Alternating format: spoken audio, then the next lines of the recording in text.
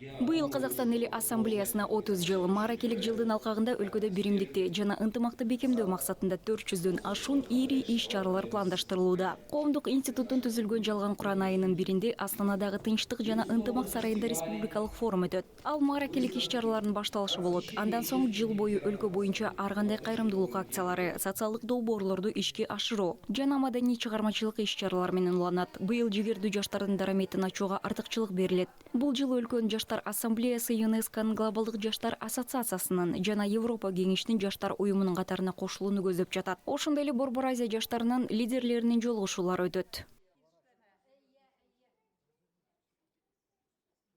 Для нас очень важно, чтобы любое наше взаимодействие с зарубежными партнерами открывало новые возможности. Биз үчүн чет өлкөлүк өнөктөштөр менен болгон бардык мамилелер Казакстандын жаштары үчүн жаңы мүмкүнчүлүктөрдү ачышы маанилүү. Мисалы ЮНЕСКО менен байланышуу, маданият жана илим, ыктыярдуу иш-чараларга байланыштуу эл аралык долбоорлордун жеткиликтүүлүгүн жогорулатат. Башкача айтканда биргелешкен долбоорлорду түзүү мүмкүнчүлүгү пайда болот. Борбор Азиядагы өнөктөштөрүбүзгө токтолсок, региондун жаштарынын тажрыйба жана билим алмашуусуна шарт түзүү. Бул биз менен бирге региондун жаштарынын жаңы демилгелерин ишке ашырууга мүмкүндүк берет. Открывает значительные